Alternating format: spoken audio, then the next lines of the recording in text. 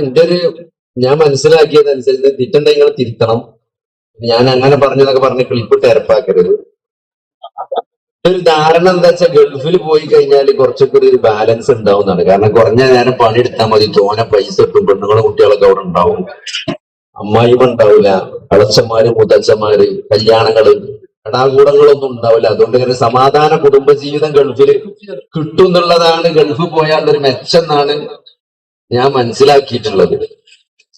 അപ്പൊ അതുകൊണ്ട് ഇവിടെ ഉള്ളവർക്ക് അത്യാവശ്യം ബാലൻസ് ഉണ്ട് എന്നാണ് എന്റെ ഒരു ധാരണ.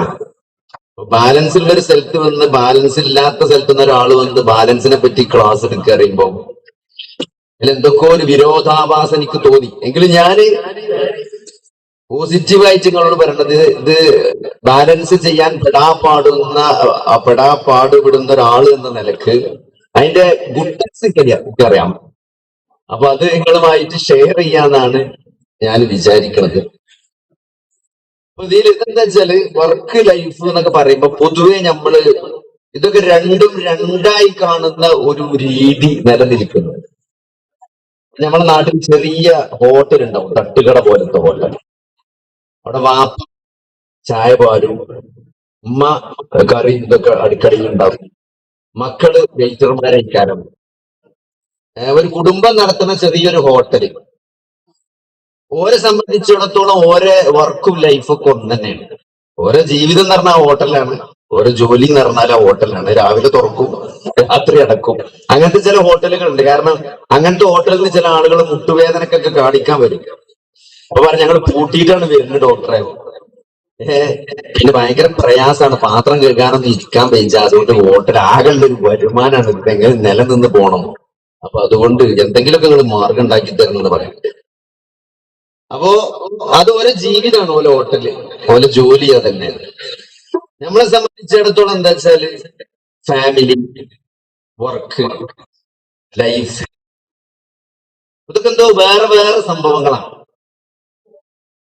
ഫാമിലിക്ക് ഒരു സമയം, വർക്കിനൊരു സമയം, ലൈഫ് എന്ന് പറഞ്ഞാൽ പിന്നെ കുറെ ആളുകൾ വരച്ചു കാട്ടുന്ന എന്തോ ഒരു സാധനമാണ് ലൈഫ്, അല്ലെ?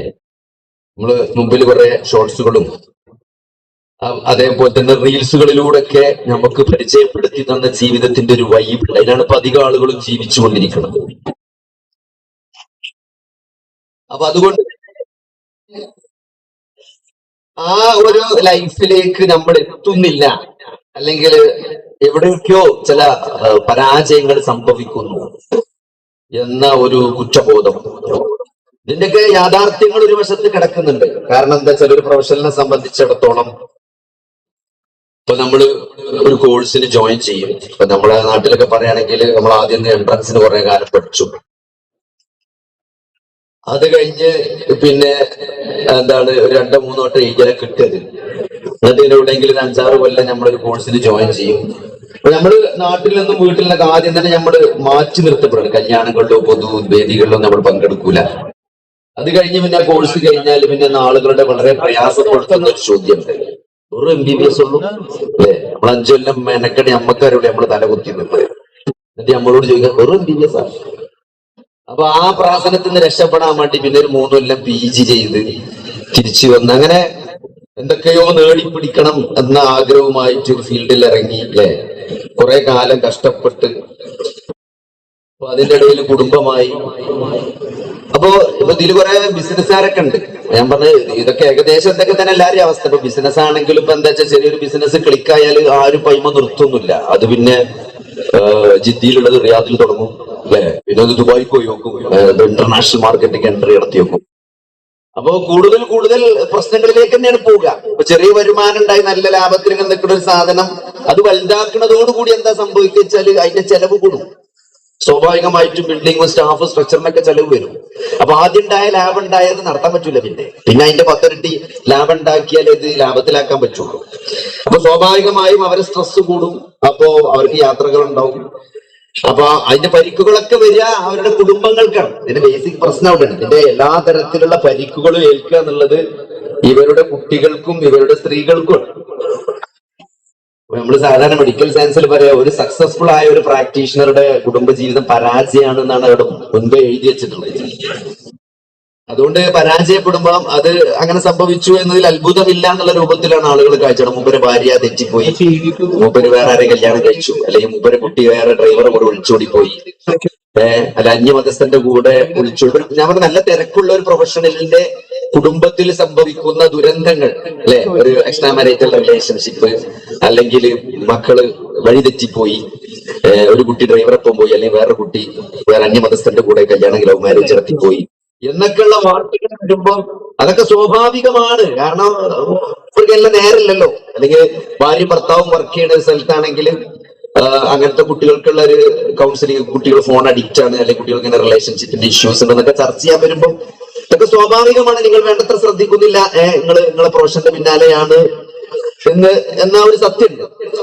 അപ്പൊ ഇതൊക്കെ നമ്മളെ നാട്ടിൽ നടക്കുന്ന വളരെ യാഥാർത്ഥ്യങ്ങളായ കാര്യങ്ങളാണ്. അപ്പൊ ഇതിൽ നിന്നൊരു വിശ്വാസി എന്ന നിലക്ക് നമ്മള് ഈ ഒരു സാധനത്തെ എങ്ങനെ നോക്കിക്കാണണം എന്നുള്ളതിലേക്കാണ് ചെറിയ വെളിച്ചം വീശുക. കാരണം ഇതിനൊന്നും ഒരു കൃത്യമായിട്ടുള്ള ഒരു സ്ട്രക്ചർ പറയാനോ ഒന്നും സാധിക്കൂല. കാരണം അത് അങ്ങനെയാണ് ഇങ്ങനത്തെ ഒരു ലൈഫ് എന്ന് പറഞ്ഞാല്. അപ്പൊ അതിൽ നമുക്ക് വേണ്ട അടിസ്ഥാനപരമായ ചില കാഴ്ചപ്പാടുകൾ നൽകാനാണ് നമുക്ക് പറ്റുള്ളൂ. അതാണ് ഈ വിശ്വാസത്തിന്റെ, ഈ അക്കീദന്റെ മെച്ചം തന്നെ അതാണ്. നമ്മൾ ആദ്യം മനസ്സിലാക്കേണ്ടത്, ഇത് വേറെ ടോപ്പിക്കായിട്ട് ഇവിടെ പറയാം, ജീവിത ലക്ഷ്യം എന്താണെന്നുള്ളതാണ്. ഇവിടെ ലൈഫ് അല്ലെ, പ്രൊഫഷൻ, അതേപോലെ വർക്ക് എന്നൊക്കെ പറയുമ്പോൾ അടിസ്ഥാനപരമായി ഈ ജീവിതം ഒരു പരീക്ഷണമാണ് എന്നുള്ള ഏറ്റവും വലിയൊരു തിരിച്ചറിവിലേക്ക് നമ്മൾ വരണം എന്നുള്ളതാണ്. എല്ലാവരും ഇവിടെ ജനിക്കുന്നു, ഒരു പ്രത്യേക സമയം കഴിഞ്ഞാൽ മരിച്ചു പോകും. നമ്മൾ ആരും നമ്മുടെ അറിവോ സമ്മതത്തോടെയോ അല്ല ഇങ്ങോട്ട് വന്നത് അല്ലെ. ചില ആളുകൾ നല്ല സാമ്പത്തികമായി നല്ല തറവാട്ടിൽ, പൈസ ഉള്ള തറവാട്ടിൽ ജനിച്ചവരുണ്ടാവും, ഇതൊന്നും ഇല്ലാതെ ജനിച്ചവരുണ്ടാവും. അപ്പോ ഇതൊന്നും നമ്മുടെ ഒരു ഇഷ്ടത്തിനനുസരിച്ചോ ഒന്നും അല്ല ഇതൊന്നും സംഭവിച്ചിട്ടുള്ളത്. അതുകൊണ്ട് തന്നെ അതേപോലെ നമ്മൾ തിരിച്ചു വിളിക്കപ്പെടുന്നത്, എപ്പോഴാണ് തിരിച്ചു വിളിക്കപ്പെടുക എന്ന് അറിയാൻ സാധിക്കില്ല. കാരണം ഇപ്പോ നമ്മൾ എന്ന് പറഞ്ഞാൽ വളരെ യങ്ങായ ആളുകളൊക്കെ ഒരു അൺഎക്സ്പെക്റ്റഡ് ആയി മരിച്ചുകൊണ്ടിരിക്കുന്ന ഒരു കാലഘട്ടത്തിലാണ് നമ്മൾ ജീവിച്ചുകൊണ്ടിരിക്കുന്നത്. അപ്പോ നമ്മള് മരണം എന്നൊക്കെ പറഞ്ഞാല്, ഇപ്പൊ നമ്മള് കാറിന് ഒരു സാധനം എടുത്തിട്ട് നമ്മള് അങ്ങോട്ട് തിരിച്ചെടുക്കാൻ വേണ്ടി വന്ന് നമ്മളാ തിരിച്ചു പോകൂലേ, അത്രയും നമ്മളാ കാറിൽ നമ്മളെ കൂട്ടുകാർ കാത്തിക്കണം പരിപാടിക്ക് പോകാൻ വേണ്ടി. അപ്പൊ ഞാനൊരു സാധനം എടുത്തിട്ട് വരാം, എന്റെ ഫോണോട് മറന്നു എന്ന് പറഞ്ഞ് ഫോൺ എടുക്കാൻ ഫോൺ എടുക്കാൻ വരുമ്പോഴുള്ള നമ്മളൊരു ആറ്റിറ്റ്യൂഡ് ഉണ്ടല്ലോ, അത്രയുമാണ് സത്യത്തിൽ മരണം. ആ കാറിൽ ഇരിക്കുന്നത് മരണമാണ്. ആ കാറോടെ വെയിറ്റ് ചെയ്യാണ്. നമ്മളെ മരണം നമ്മളെ കാത്തിരിക്കണേ. അത്രയും ഉറപ്പുള്ള വേറെ എന്തൊരു സാധനം ലൈഫ് ഗ്യാരണ്ടിയിൽ എന്തൊരു സാധനം നിങ്ങൾക്ക് ലൈഫിൽ പറയാൻ പറ്റാ. നമ്മളെ ജോലി, നമ്മൾ എന്ന ദിവസം വരെ ജീവിക്കുന്നു, ഒന്നിനും നമുക്കൊരു ഗ്യാരണ്ടി പറയാൻ സാധ്യമല്ല. എന്തിനീ പരിപാടി കഴിഞ്ഞ് നിങ്ങൾക്ക് ഇവിടെ തിരിച്ചു പോകുന്ന പോലും പറയാൻ പറ്റില്ല. പക്ഷെ മരണം അത് ഉറപ്പാണ്. ആ മരണം അവിടെ കാത്തിക്കണം. അതിലേക്ക് വേണ്ടി അത് എന്തിന് മരിച്ചു കഴിഞ്ഞാലുള്ള അവസ്ഥ എന്തായിരിക്കും, എന്തിനാണ് ജീവിതത്തെയും മരണത്തെയും അല്ലാഹു സംവിധാനിച്ചത്, ആ ഒരു ക്രക്സിലേക്ക് നമ്മൾ കൃത്യമായിട്ട് വന്നിട്ടില്ലെങ്കിൽ ഇതൊന്നും നമുക്ക് കോംപ്രിഹെൻഡ് ചെയ്യാൻ പറ്റില്ല ഇവിടെ നടക്കുന്ന കാര്യങ്ങൾ. കാരണം നമ്മൾ പരീക്ഷിക്കപ്പെടും. നിങ്ങൾക്ക് എന്തിനോടാണോ ക്രൈസ്, അതിലാണ് നിങ്ങൾ പരീക്ഷിക്കപ്പെടുക. നിങ്ങൾക്ക് ജോലിയോടാണോ ഭയങ്കര താല്പര്യം, ഭയങ്കര വർക്കാഹോളിക്കണം, പറയും വർക്ക് ഈസ് മൈ പാഷൻ എന്നൊക്കെ പറയുന്ന ആൾക്കാരുണ്ട്. സത്യമാണ്. 18 മണിക്കൂർ 20 മണിക്കൂറൊക്കെ ജോലി ചെയ്യുന്ന ആൾക്കാരുണ്ട്. ഇതൊക്കെ ഒരു മടുപ്പില്ല മനുഷ്യ എന്ന് ഭാര്യ ചോദിക്കുന്നവരുണ്ട്. ഇങ്ങനെ ആ കമ്പ്യൂട്ടർ ഇങ്ങനെ നോക്കി നേരം വെക്കും ഇരിക്കാൻ ഇങ്ങനെ കളിച്ചാ. അപ്പൊ പെണ്ണുങ്ങളുണ്ട്, ഇത് മടുക്കണില്ല മനുഷ്യ. ആലോചിക്ക്, മടുക്കൂലേ? പക്ഷെ മടുക്കണില്ല, കാരണം അത് ഒരു പാഷനാണ്. Work is a passion. അങ്ങനെ കാണുന്നവർക്കുള്ള ചലഞ്ച് എന്ന് പറഞ്ഞാല് അവരെ വർക്ക് തന്നെ ആയിരിക്കും. എന്നാൽ ഭയങ്കരമായിട്ട് പാമ്പർ ചെയ്യുന്ന, അതേപോലെ ചെറിയ കുട്ടിക്ക് തലവേദന ഉണ്ടായാൽ പോലും ഉറങ്ങാത്ത, അല്ലെങ്കിൽ അങ്ങനെ ഭയങ്കര നമ്മൾ ഓവറായിട്ട് കൺസേൺ ഉണ്ടോ എന്ന് തോന്നുന്ന ആളുകളുണ്ട്. അവർക്കുള്ള ചലഞ്ച് അവരുടെ ഫാമിലി. നമുക്ക് എന്തിനാണോ ക്രൈസ്? നിങ്ങൾ സൂറത്ത് യൂസുഫ് കണ്ടാൽ യൂസുഫ് ഓതുമ്പോ നമുക്ക് മനസ്സിലാവും. യാക്കൂബ് നബിക്ക് ക്രൈസ് ഉള്ള 2 സാധനം, ബിന്യാമിനും യൂസുഫും. അതിലാണ് യാക്കൂബ് നബി പരീക്ഷിക്കപ്പെട്ടത്. ആദ്യത്തെ 10 മക്കൾ പോയാലൊന്നും അവിടെ ഒരു പ്രശ്നം ഉണ്ടാവില്ല. അപ്പോ ഇതില് പരീക്ഷണങ്ങൾ വരും എന്നുള്ളത്, കാരണം പരീക്ഷണമാണ് ഈ ജീവിതത്തിന്റെ അടിസ്ഥാനം, അതിൽ യാതൊരു സംശയമില്ല. അതിനു വേണ്ടിയാണ് അല്ലാഹു നമ്മളെ എങ്ങനെയാണ് ഒരു ടെസ്റ്റിനോട് റെസ്പോണ്ട് ചെയ്യുന്നത് അള്ളാഹു സുഖം ദുഃഖവും എളുപ്പവും പ്രയാസവും ഇതൊക്കെ മിക്സറായി നൽകിക്കൊണ്ട് എങ്ങനെയാണ് ഒരാൾ പ്രതികരിക്കുന്നത് അള്ളാഹുവിനോടും റസൂലിനോടും എല്ലാ വ്യത്യസ്തമായ സാഹചര്യങ്ങളിൽ എന്തൊരു നിലപാടാണ് ഒരാൾ സ്വീകരിക്കുന്നത് എന്നുള്ള ഒരു ടെസ്റ്റ് മാത്രമാണ് ജീവിതം. അപ്പൊ അതുകൊണ്ട് ഇതെന്തായാലും സംഭവിക്കും. ലൈഫിൽ ഇത് ഉറപ്പാണ്. നമ്മുടെ ജോലിയിൽ പരീക്ഷിക്കപ്പെടും, കുടുംബത്തിൽ പരീക്ഷിക്കപ്പെടും, മക്കളിൽ പരീക്ഷിക്കപ്പെടും, സ്വത്തിൽ സമ്പത്തിൽ എല്ലാത്തിലും പരീക്ഷ ഉണ്ടാവും. അതിനെ നമ്മൾ എങ്ങനെ നോക്കിക്കാണുന്നു എന്നത് വളരെ ഇമ്പോർട്ടന്റ് ആണ്. രണ്ടാമത് നമ്മളെ കൂടെ ജീവിക്കുന്നവരും എങ്ങനെ നോക്കിക്കാണുന്നു എന്നത് ഇമ്പോർട്ടന്റ് ആണ്. അപ്പൊ നമ്മൾ നോക്കിക്കാണുന്ന ആംഗിളിലല്ല നമ്മളെ ഭാര്യ നോക്കിക്കാണുന്നത് എങ്കിൽ, നമ്മളെ മക്കൾ നോക്കിക്കാണുന്നത് എങ്കിൽ അത് വലിയ അസ്വസ്ഥതകൾ സൃഷ്ടിക്കും, വലിയ പ്രയാസങ്ങൾ കുടുംബജീവിതത്തിൽ ഉണ്ടാവും. അപ്പൊ അതുകൊണ്ട് നമ്മളെ സംബന്ധിച്ചിടത്തോളം നബി സല്ലല്ലാഹു അലൈഹി വസല്ലം പറഞ്ഞതാണ്, നിങ്ങൾ നരകത്തെ കാക്കണം കേട്ടോ. ഒരു കാരക്കയുടെ ചുള കൊണ്ട്. കാരക്ക എന്താ നിങ്ങൾക്ക് ഈ അഹ്ലു സുഫ എന്ന് പറഞ്ഞിട്ട് മദീന പള്ളിയിൽ കുറച്ച് സഹാബികളുണ്ടായിരുന്നു. ഒരു ഗതിയില്ലാത്ത, ജീവിക്കാൻ വളരെ പ്രയാസപ്പെടുന്ന സഹാബികൾ. അവരുടെ ഷെൽട്ടർ ആയിരുന്നു മദീന മസ്ജിദുൻ നബവി. അപ്പൊ അവിടെ സഹാബികൾ വീട്ടിൽ നിന്ന് വരുമ്പോ ചിലപ്പോ ഈത്തപ്പനന്റെ കൊല കൊണ്ടേ തൂക്കും. നല്ല പാകായ കൊല ഉണ്ടെങ്കിൽ ചിലപ്പോ എന്ത് ചെയ്യും, വീട്ടിൽ നിന്ന് കൊണ്ടുവന്നിട്ട് പള്ളി തൂക്കും. എന്തിന്? അഹ്ലുസുഫക്കാര് തിന്നോട്ടെ വിചാരിച്ചിട്ട്, അവർക്ക് ഒരു ആശ്വാസം കിട്ടിക്കോട്ടെ വിചാരിച്ചിട്ട്. അതായത് അത്രയും ദരിദ്രരായ സഹാബികളെ നോക്കിക്കൊണ്ടാണ് അല്ലാഹുവിന്റെ റസൂൽ പറഞ്ഞത്, ഇത്തഖുന്നാർ, നിങ്ങൾ നരകത്തെ സൂക്ഷിക്കണം കേട്ടോ. കാരക്കയുടെ ഒരു ചൊള. ഇപ്പൊ എന്താ വെച്ചാൽ കാരക്കയുടെ ചൊള എന്ന് പറഞ്ഞാലും നിങ്ങൾക്ക് മനസ്സിലാവുന്നുണ്ടാവും. ഞാനൊക്കെ നോമ്പ് തുറന്നിയത് പള്ളിക്ക് നോമ്പ് തുറക്കാൻ പോയാല് അവിടെ വയസ്സായ ആൾക്കാരുണ്ട്, വരിയിൽ ഒരു കത്തി എടുത്തിട്ടുണ്ട്, ഒരു കാരക്ക ഉണ്ടാവും 4-6 പീസാക്കണം. ഇന്ന് പറഞ്ഞാൽ വ്യത്യസ്ത തരത്തിൽ ഏത് ഈത്തപ്പഴം തിന്നണം എന്നാണ് നമ്മൾ നോമ്പ് തുറക്കുമ്പോൾ നോക്കുക. നിങ്ങൾക്ക് സുക്കരിമാണോ അജുവമാണോ? ഇവിടെ ചോയ്സ് ആണ്. അതല്ല, മറ്റേ ചോയ്സ് ഇല്ല. ആകുള്ളത് ഈ 4 പീസാക്കിയ ചുളമാണോ 8 പീസാക്കിയ ചുളമാണോ? അത്രയും നേരത്തെ ഒരു കാരക്ക, അതിനെ കട്ടിയുള്ള കാരക്ക ഇങ്ങനെ 4-6 പീസാക്കി അതിന്റെ ഒരു പീസാണ്. വല്ല വിഷിക്കിത്തമ്പ്ര, കാരക്കയുടെ ഒരു ചുള കൊണ്ട് നിങ്ങൾ നരകത്തെ കാക്കണം എന്ന് പറയുമ്പോൾ, അതും ഹദീസിന്റെ ഫുള്ള് അദീബിന് ഹാത്തിമിന്റെ ഹദീസ് റളിയല്ലാഹു അൻഹു അദ്ദേഹം പറഞ്ഞത് വിശ്വാസിൽ പറഞ്ഞതാണ്, നിങ്ങൾ എല്ലാവരും മാമിൻ അഹദി എന്ന് പറഞ്ഞിട്ടാണ് ഹദീസ് പറഞ്ഞത്. ഓരോരുത്തരും നാളെ അല്ലാഹുവിന്റെ മുമ്പിൽ ഹാജരാക്കപ്പെടും. ഒരു ട്രാൻസ്ലേറ്റർ ഇല്ലാതെ നിങ്ങൾ അല്ലാഹുവിനോട് സംസാരിക്കുന്നതാണ്, ഒരു തർജുമാനില്ലാതെ. അപ്പോൾ ആളുകൾ വലതുഭാഗത്തേക്ക് നോക്കും. അപ്പൊ അവിടെ ചെയ്തതൊക്കെ കാണുന്നതാണ്. നമ്മൾ ചെയ്തതൊക്കെ അവിടെ അങ്ങനെ കാണാം. ഇടതുഭാഗത്തേക്ക് നോക്കും, എന്റെ പ്രതീക്ഷ ഉണ്ടോന്ന്. അവിടെ നമ്മൾ ചെയ്തിച്ച കർമ്മങ്ങളെ കാണാം. പിന്നെ മുന്നിലേക്ക് നോക്കും, അവിടെ നരകത്തെ കാണുമെന്നാണ്. എന്നിട്ടാണ് അല്ലാഹുവിന്റെ റസൂൽ പറഞ്ഞത്, ഇത്തഖുന്നാർ, നിങ്ങൾ നരകത്തെ കാക്കണം കേട്ടോ. അല്ലാഹുവിന്റെ റസൂൽ സ്വന്തം മകളോട് പറഞ്ഞതാണ്. ഫാത്തിമ, ഒരു വിഷയത്തിൽ, പരലോകത്തിന്റെ വിഷയത്തിൽ ഒന്നും ചെയ്യാൻ വാപ്പാക്ക് കഴിയില്ല എന്നുള്ളത്. ഇതാണ് ജീവിതത്തിന്റെ ക്രക്സ്. ഒരു കുടുംബ ബന്ധം തങ്ങൾ കുട്ടിയായി എന്നതുകൊണ്ടോ, പാണക്കാട്ട് ജനിച്ചു എന്നതുകൊണ്ടോ, ഏതെങ്കിലും കുടുംബത്തിൽ ജനിച്ചു എന്നതുകൊണ്ടോ സ്വർഗത്ത് പോകുന്ന ആരും വിചാരിക്കണ്ട. ഫാത്തിമ റളിയല്ലാഹു അൻഹയോടാണ് അല്ലാഹുവിന്റെ റസൂൽ പറഞ്ഞത്, അത്രയും സ്നേഹമുണ്ടായിരുന്നു നബിക്ക്. നബി കാണുമ്പോഴൊക്കെ കിസ് ചെയ്യുമായിരുന്നു എന്നാണ്. അവസാനം രോഗിയായ നബി സല്ലല്ലാഹു അലൈഹി വസല്ലം അങ്ങേയറ്റം പ്രയാസത്തിലാണ്, തല പൊക്കാൻ പോലും പറ്റാതെ നബി കിടക്കണം. അപ്പൊ ഫാത്തിമ വരാണ്. ആ സീനൊക്കെ വായിക്കണം, കണ്ണെന്ന് വെള്ളം വരുന്നു. കാരണം എപ്പോ കാണുമ്പോഴും കിസ് ചെയ്യണ നബിയാണ്. നബിക്ക് തല പൊക്കാൻ പറ്റില്ല, കിസ് ചെയ്യാൻ പറ്റുന്നില്ല, ചെവി അടുത്തേക്ക് പിടിച്ചേക്കാണ് നബി. ആ ഫാത്തിമനോടാ പറഞ്ഞത് റളിയല്ലാഹു അൻഹ, എനിക്ക് നരകത്തെ കാക്കണ കഴിയൂലെന്ന്, നബിക്ക് കാത്തുകൊടുക്കാൻ കഴിയില്ലെന്ന്. നീ എന്തെങ്കിലും നമ്മൾ ചെയ്തതേ നമുക്ക് ഉണ്ടാവുള്ളൂ. അപ്പൊ ഇതാണ് ലൈഫിന്റെ ക്രക്സ്. ഈ ഒരു കൺസെപ്റ്റ് നമുക്ക് മനസ്സിലായിട്ടില്ലെങ്കിൽ നമ്മൾ ജീവിതത്തിൽ പരാജയപ്പെടും. കാരണം ഇത് എപ്പോ വേണമെങ്കിലും അവസാനിക്കും.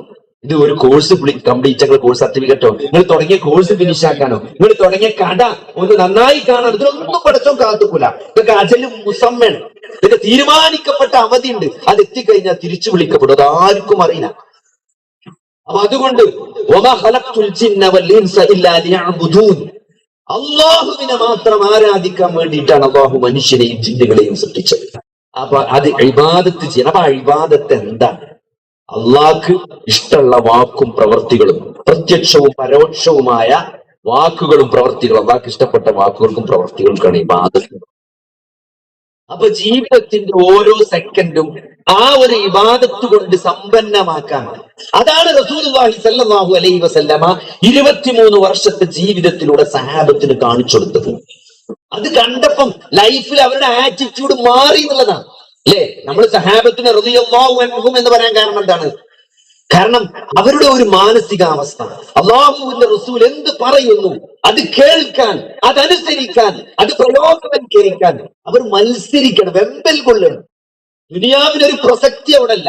എന്ത് അല്ലാഹുവിന്റെ റസൂല് പഠിപ്പിച്ചോ അത് ജീവിതത്തിൽ പ്രാവർത്തികമാക്കാൻ, അത് കേൾക്കാനും അത് പുൽകാനും വേണ്ടി തയ്യാറായി നിൽക്കുന്ന, മറ്റെല്ലാം അല്ലാഹുവിനും റസൂലിനും വേണ്ടി ത്യജിച്ച ആളുകളാണ് അവര്. കഴിഞ്ഞ ദിവസം മദീന പള്ളിയിൽ പോയപ്പോ ലന്തനാലുൽ ബിർറ നടന്ന കിണറുണ്ട് അല്ലെ, ബൈറൂഹാ തോട്ടത്തിന്റെ അവിടെ ആ കിണറിന്റെ ഭാഗം കാണിച്ചു. ആലോചിക്കി, അതൊക്കെ ചരിത്രമാണ്. ഏതെങ്കിലും എന്താണ് ഇതിഹാസത്തിൽ എഴുതി വെച്ച കാര്യങ്ങളല്ല. 1400 വർഷങ്ങൾക്ക് മുമ്പ് ഇവിടെ നടന്ന് സംഭവിച്ചു പോയ ചരിത്രമാണ്. ലോക ചരിത്രത്തിൽ തുല്യതയില്ലാത്ത ഒരു നേതാവായി മുഹമ്മദ് നബി സല്ലല്ലാഹു അലൈഹി വസല്ലമ മാറിയത് എന്താണ്? അത്തരത്തിലുള്ള ഒരു പരിവർത്തനം അനുയായികൾക്കിടയിൽ സൃഷ്ടിക്കാൻ അള്ളാഹുവിന്റെ റസൂലിന് കഴിഞ്ഞു എന്നതാണ്. അപ്പൊ അതുകൊണ്ട് ആ ഒരു ആറ്റിറ്റ്യൂഡിലേക്ക് ആ സഹാബത്തുകൾ എത്തിയ സൂറത്തു തൗബയിലെ ഒരായത്തുണ്ട്. എന്താണ്? തബൂക്ക് യുദ്ധവുമായി ബന്ധപ്പെട്ടിട്ടാണല്ലോ സൂറത്തു തൗബ ഇറങ്ങണത്. നമുക്കറിയാം, തബൂക്കിന്റെ യുദ്ധം നടന്നിട്ടില്ല. ഒരു യുദ്ധത്തിന് 1 മാസത്തെ വഴിദൂരം സഞ്ചരിച്ച് ഒരു യുദ്ധം അങ്ങനെ അവിടെ സെറ്റായി കൊണ്ടിരിക്കണം. അപ്പൊ ആ യുദ്ധത്തിന് പോകാൻ വേണ്ടി മദീനയിലെ ഏറ്റവും ചൂടുള്ള ഒരു സീസണിൽ ഈത്തപ്പഴൊക്കെ പാകമായി വിളവെടുക്കാൻ കാത്തു നിൽക്കുന്ന ഒരു സമയത്ത് ആ കർഷകരായ അൻസാരികളോട് യുദ്ധത്തിന് പോകണമെന്ന് പറയുമ്പോൾ അതും 1 മാസം പോണം, അതും യാത്രയാണെങ്കിൽ എന്തെങ്കിലും മൃഗങ്ങളോ വാഹനമൊക്കെ വേണം. ഇതൊന്നുമില്ലാത്ത സഹാബത്ത്, ഇതൊന്നുമില്ലാത്ത കുറച്ച് സഹാബികളുണ്ട്. അവർക്ക് നല്ല ആഗ്രഹമുണ്ട് പോകാൻ, പക്ഷെ അവർക്ക് പോകാൻ പറ്റിയില്ല. കാരണം എന്താ? അവർക്ക് സ്വന്തമായിട്ട് വാഹനങ്ങളില്ലാത്തവരെ കൊണ്ടുപോണില്ല. ആലോചിച്ച് നോക്കി.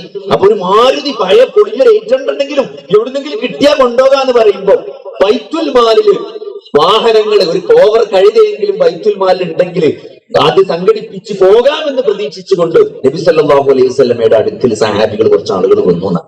പക്ഷെ അവർക്ക് കൊടുക്കാൻ നബിന്റെ അടുത്തൊന്നുമില്ല ബൈത്തുൽ മാലില്. അങ്ങനെ അവർ തിരിച്ചു പോകുന്ന ഒരു കാഴ്ച വിശുദ്ധ ഖുർആൻ ലോകാവസാനം വരെ നമ്മളെ കൊണ്ട് ഓദിപ്പിക്കണം. അവർ തിരിച്ചു പോണ സീന് പടച്ചോ അങ്ങനെ പറഞ്ഞു തരാണ്. അവരുടെ കണ്ണിൽ നിന്ന് എന്ത് ചെയ്യുന്നത്? കണ്ണുനീർ ഉറ്റിച്ചു വീണുകൊണ്ടിരിക്കുകയാണ്. എന്തിനാണ് ആലോചിക്കുന്നത്? എന്തിന്?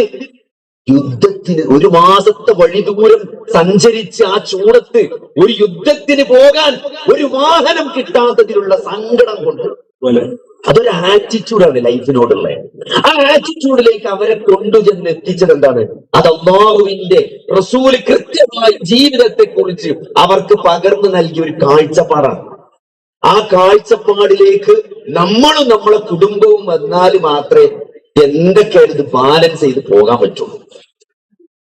അപ്പൊ അതാണ് നമ്മൾ ഏറ്റവും പ്രധാനപ്പെട്ടതായിട്ട് നമ്മൾ മനസ്സിലാക്കേണ്ട ഒരു വിഷയം അവിടെയാണ് കിടക്കുന്നത്. രണ്ടാമത്തത്, ഇത് ഒരു സ്ട്രെസ് ആണ് എന്ന് നമ്മൾ പറയില്ല പൊതുവെ.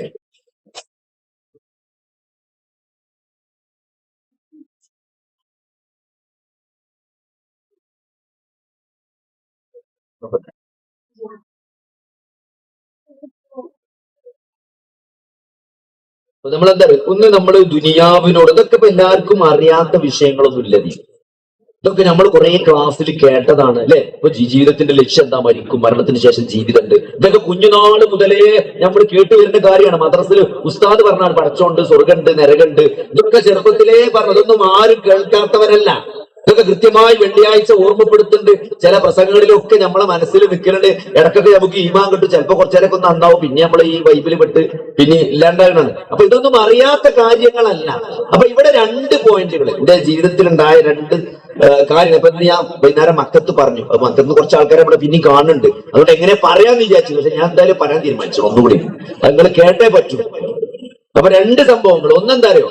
ഒന്ന്, എന്റെ ഒരു സുഹൃത്ത്, അദ്ദേഹം ഇങ്ങനെ കുറച്ചൊരു ജീവിതത്തെ പറ്റി നല്ല ഒരു ടെൻഷനിലാണ്. ഏത് കാര്യത്തിനും വളരെ പ്ലാനിങ് ചെയ്യുകയും വളരെ നമ്മളെ കാലയിക്കിന്റെ അപ്പുറത്ത് കാര്യങ്ങൾ ആലോചിക്കുകയും അതിനെ പ്ലാൻ ചെയ്യുകയും തയ്യാറെടുക്കുകയും ചെയ്യുന്ന ഒരു മനുഷ്യനാണ്. പക്ഷെ നമ്മളൊക്കെ അദ്ദേഹം കാണുന്നത് ഒരു ഓവർ ആയിട്ടുള്ള, ഞങ്ങളെ കുറച്ച് മതത്തിൽ ഓവറാണ് എന്ന് പറയല്ലേ, ഇതിനൊന്നും ഒരു ആവശ്യമില്ല എന്ന് പറയുന്ന ഒരു ടൈപ്പ് ആളാണെന്ന് മാത്രമേ ഉള്ളൂ. അപ്പോ അദ്ദേഹത്തോട് ഞാൻ ഒരു ക്ലാസ്സിന് തയ്യാറെടുക്കുന്ന സമയത്ത് മനുഷ്യന്മാരുടെ ആറ്റിറ്റ്യൂഡ് എന്ന് അറിയാൻ വേണ്ടി ഞാൻ അദ്ദേഹത്തോട് ചോദിച്ചു, ഈ ജീവിതത്തിൽ സ്ട്രെസ് ഉണ്ടാക്കുന്ന കുറെ കാര്യങ്ങളുണ്ടല്ലോ, അപ്പൊ ഒരു മനുഷ്യനെ സംബന്ധിച്ചിടത്തോളം ഏറ്റവും കൂടുതൽ സ്ട്രെസ് ഉണ്ടാക്കുന്ന ഒരു കാര്യം എന്താണെന്ന് ചോദിച്ചു. മൂപ്പരിനോട് പറഞ്ഞ എന്താ വെച്ചാല്, ഭാവിയെ കുറിച്ച് ആലോചിച്ചിട്ടുള്ള ആശങ്കകളാണ്. കുട്ടികൾ ഇപ്പൊ ഒരു കുട്ടി ജനിക്കാൻ പോവാണെങ്കിൽ ആ കുട്ടിക്ക് വികലാംഗനാവുമോ, ആ കുട്ടിക്ക് ബുദ്ധി ഉണ്ടാവോ, ആ മന്ദബുദ്ധി ആവുമോ, ആ കുട്ടിക്ക് നല്ലൊരു ജോലി ഇവിടെ കിട്ടും. ഇവിടെ ഭയങ്കര പ്രശ്നമാണ്, ഇപ്പൊ കരിയറൊക്കെ എല്ലാവരും വലിയ വലിയ ബിടെക് ഒക്കെ പഠിച്ച് വെറുതെ നടക്കുകയാണ്. അപ്പൊ എന്റെ കുട്ടിക്ക് പഠിച്ച് ജോലി കിട്ടും, അതൊക്കെ വെറുതെ ആലോചിക്കാം, ഒരു കുട്ടി കൂടി ഉണ്ടായിട്ടില്ല. അങ്ങനെ ഭാവിയെ കുറിച്ച് അമിതമായി ആശങ്ക പുലർത്തുക എന്നുള്ളതാണ് ജീവിതത്തിൽ മനുഷ്യന് വലിയൊരു ടെൻഷൻ. അപ്പൊ ഞാൻ മൂപ്പരോട് തന്നെ ചോദിച്ചു, അല്ല അതിനുള്ളൊരു മാർഗം ഇപ്പൊ എന്താ നിങ്ങളൊരു അഭിപ്രായത്തിൽ, അങ്ങനെ ടെൻഷൻ വരാതൊക്കെ നമ്മളിപ്പോ എന്താ ചെയ്യാ ചോദിച്ചു. മൂപ്പരിനോട് എന്നെ കളിയാക്കിയിട്ടാണ് പറഞ്ഞത്, അതിപ്പോ വളരെ സിമ്പിൾ അല്ലേ, നിങ്ങൾ കാട്ടുനാരി കാട്ടിയാൽ മതി. അപ്പൊ ഞങ്ങളത്തെ കാട്ടുക, എല്ലാം പഠിച്ചോനെ ഏൽപ്പിക്കുക, ഇങ്ങനെ നമ്മൾ ഫ്രീ ആയിട്ട് ഇങ്ങനെ നടക്കുക, ടെൻഷനൊക്കെ പഠിച്ചവനും നമ്മളിങ്ങനെ ഫ്രീ ആയിട്ട് നടക്കുക. അതല്ലപ്പോ നിങ്ങൾ ചെയ്യുന്നത് ഒക്കെ കഥാകഥ പറയാം, എന്നിട്ട് നിങ്ങൾ ഇങ്ങനെ ഫ്രീ ആയിട്ട് നടക്കുക. അതാണ് ഏറ്റവും സമ്മതിച്ചു, ഇതാണ് ഏറ്റവും ഫ്രീ ഈസി ആയിട്ടുള്ള മാർഗം, എല്ലാവർക്കും പറ്റിയ മാർഗം, ഫ്രീയും ഈസി ഒക്കെ തന്നെയാണ്. അപ്പൊ ഞാൻ ഉപരോട് ചോദിച്ചു, അല്ല എന്നാ പിന്നെ എന്താ ആ മാർഗത്തിനൊരു പ്രശ്നം, അതാണ് ഇപ്പൊ ഈസി എന്നുണ്ടെങ്കിൽ എന്താ വേണ്ട ഒരു പ്രശ്നം. അപ്പൊ അദ്ദേഹം പറഞ്ഞ മറുപടിയാണ് ഞങ്ങളോട് പറയാൻ പോകുന്നത്. അത് എന്നെ ഭയങ്കരമായി അത്ഭുതപ്പെടുത്തി. അദ്ദേഹം പറഞ്ഞ മറുപടി എന്താ, നിങ്ങള് എല്ലാരെ പ്രശ്നം കൂടി എങ്ങനെ ഇപ്പൊ പടച്ചോണ്ട് ഏറ്റെടുക്കുക. നമ്മൾ എത്ര കാലായി സഹോദരങ്ങളെ ഇവിടെ അക്കീദ പഠിപ്പിച്ചാൻ തുടങ്ങിയിട്ട്, അക്കീദ പഠിക്കാൻ തുടങ്ങിയിട്ട് ആളുകൾ അല്ലാഹുവിനെ വെച്ച് പുലർത്തുന്ന ധാരണകള് വിശുദ്ധ ഖുർആൻ പറയുന്നുണ്ട്, നിങ്ങൾ അല്ലാഹുവിനെ കണക്കാക്കേണ്ട പോലെ കണക്കാക്കിയിട്ടില്ല. ശുദ്ധ ഖുർആനിൽ ലാ ഇലാഹ ഇല്ലല്ലാഹ് പറഞ്ഞല്ലോ, ഫഅലം അന്നഹു ലാ ഇലാഹ ഇല്ലല്ലാഹ്. നിങ്ങൾ അറിയണം അല്ലാഹു ആരാണെന്നുള്ളത്. അള്ളാഹുവിന്റെ നാമങ്ങളിലൂടെ, ഗുണങ്ങളിലൂടെ, വിശേഷണങ്ങളിലൂടെ അള്ളാഹുവിനെ അറിയണമെന്ന്. അള്ളാഹുവിന്റെ ഒരു ഗാംഭീര്യം, മഹാത്മ്യം, അള്ളാഹുവിന്റെ ഒരു പവർ മനസ്സിലാക്കിയാലാണ് സഹോദരങ്ങളെ അള്ളാഹു എന്ന ശക്തിയെ നമ്മൾ അറിയുന്തോറും നമ്മൾ അള്ളാഹുവിനെ സ്നേഹിക്കുന്നുള്ളതാണ്. അള്ളാഹുവിന് മനുഷ്യനോട് അവന്റെ അടിമയോടുള്ള സ്നേഹം അല്ലെ ഒരു പ്രവാചകനെ അയച്ചു തന്നത്, മുഹമ്മദ് റസൂലുള്ളാഹി എന്നത് സത്യമാണ് എന്ന് ബോധ്യപ്പെടാം. നിങ്ങൾക്ക് എന്താ വേണ്ടത്? നിങ്ങൾ ആലോചിച്ച് ചരിത്രം. ഈ പറഞ്ഞ ഇങ്ങനെ ഞാൻ മക്കന്ന് മദീനത്തേക്ക് പോകുമ്പോ ആ ട്രെയിനിൽ ജിദ്ദയിൽ മദീനയ്ക്ക് പോകുമ്പോൾ അപ്പുറപ്പുറം എന്ത് നമ്മൾ മരുഭൂമി എന്നൊക്കെ പറഞ്ഞാൽ നമ്മളെ മനസ്സിലൊരു മരുഭൂമി ഉണ്ട്, നല്ല ഇങ്ങനെ ഈ ഡെസർട്ട് സഫാരിയിലൊക്കെ കാണുന്ന മരുഭൂമി. അതൊന്നല്ല ഇവിടെ അപ്പുറപ്പുറം കാണുന്നത്, കുറെ മൊട്ടക്കുന്ന്. ആ പാറ കൊണ്ട് എന്തുപകാരമില്ല, കണ്ടാതിന്റെ ഒരു ഉറപ്പില്ലാത്ത പാറ, ഒരു വസ്തുവിനും പറ്റാത്ത പാറ. അതിങ്ങനെ അപ്പുറപ്പുറം നിറഞ്ഞു നിൽക്കുന്ന ഒരു ബാരൻ ലാൻഡാണ് ഈ അറേബ്യ എന്ന് പറഞ്ഞത്. ആലോചിച്ചു, അതിന്റെ അപ്പുറപ്പുറം ആരെയും ചരിത്രം നോക്കി. അതിന്റെ ഒരു ഭാഗത്ത് റോമൻ എംപററായിരുന്നു. 800-900 വർഷത്തെ പാരമ്പര്യമുള്ള റോമ ചക്രവർത്തിമാര്, ഒന്നും രണ്ടല്ല, 900-800 കൊല്ലൊക്കെയാണ് ഹിസ്റ്ററിയിൽ റോമ സാമ്രാജ്യം നിലനിന്നിട്ടുള്ളത്. അവരുടെ സൈനിക ശക്തി, അവരുടെ പ്ലാനിങ്, അവരുടെ ഒരു സാംസ്കാരികത, അതൊക്കെ ചരിത്രം പഠിച്ചാൽ മനസ്സിലാകും അവർ എത്ര ഉന്നതമായ പൊസിഷനാണ് അലങ്കരിച്ചിരുന്നത്. മറ്റേ ഭാഗത്താരാണ്? പേർഷ്യൻ എംപയറാണ്. ഈ ബാരൻ ലാൻഡിന് ആർക്കും വേണ്ടാത്ത, ഒരാളും തിരിഞ്ഞു നോക്കാത്ത, എന്തെങ്കിലും ഒരു മെച്ചമുണ്ട് എന്ന് പറയാൻ പറ്റാത്ത ഒരു ഏരിയ, ആരും തിരിഞ്ഞു നോക്കാത്ത ഏരിയ. ഒരു കൃഷിക്ക് പറ്റൂല, എന്തെങ്കിലും ഒരു സാംസ്കാരികത ഉണ്ടായിച്ചു വന്നിട്ടില്ല. ഒരു വെള്ളമല്ല, ഒരു സംസ്കാരം, സിന്ധു നദീതട സംസ്കാരം നമ്മൾ പഠിച്ചാണ്, നൈൽ നദീതട സംസ്കാരം, ഇതൊക്കെയാണ് ലോകത്തിലെ പുരാതന സംസ്കാരങ്ങൾ. കാരണം എന്താ? അവിടേക്ക് വെള്ളമുണ്ടായിരുന്നു, ജനവാസമുണ്ടായിരുന്നു. ഇവിടെ ജനങ്ങൾ തന്നെ എപ്പോഴാണ് വരുന്ന സഹോദരങ്ങളെ? ആർക്കും വേണ്ടാത്ത ഒരു ബാരനായിട്ടുള്ള ഒരു ലാൻഡ്, അതിന്റെ അപ്പുറം ഇപ്പുറം 800-900 വർഷം പാരമ്പര്യമുള്ള വലിയ സാമ്രാജ്യ ശക്തികൾ, വലിയ സൈനിക ശേഷിയുള്ള ശക്തികൾ. അവർക്കൊക്കെ എന്താ സംഭവിച്ചത്? ഒരു മനുഷ്യൻ 1400 വർഷം മുമ്പ് ആ ഒരു ബാരൻ ലാൻഡിൽ വന്നിട്ട് നബിയായി തെരഞ്ഞെടുക്കപ്പെട്ടു എന്ന് മാത്രമേ ചരിത്രത്തിൽ സംഭവിച്ചിട്ടുള്ളൂ. വേറെന്താണ് ഈ ഒരു ഏരിയക്ക് ഒരു പ്രത്യേകത ഉള്ളത്? ഒരു പ്രവാചകനെ അള്ളാഹു ആ സ്ഥലത്ത് നിയോഗിച്ചു എന്നത് മാത്രമേ. വേറെ ഒരു ക്വാളിറ്റി ആ സ്ഥലത്തിനില്ല. എന്നിട്ട് അതിനെന്താ സംഭവിച്ചത്? ഒരു 100 വർഷം കഴിയുമ്പോഴേക്ക്, അമവിയ കാലഘട്ടം കഴിയുമ്പോഴേക്ക് ഈ രണ്ട് സാമ്രാജ്യ ശക്തികളെയും അത് അധീനപ്പെടുത്താണ്. 800-900 വർഷത്തെ പാരമ്പര്യമുള്ള രണ്ട് ലോകത്തെ വലിയ സാമ്രാജ്യങ്ങൾ അപ്രസക്തമായി അത് പിന്നെ ചരിത്രത്തിലില്ല. പിന്നെ അത് മുസ്ലിം സാമ്രാജ്യമാണ്. ആര്?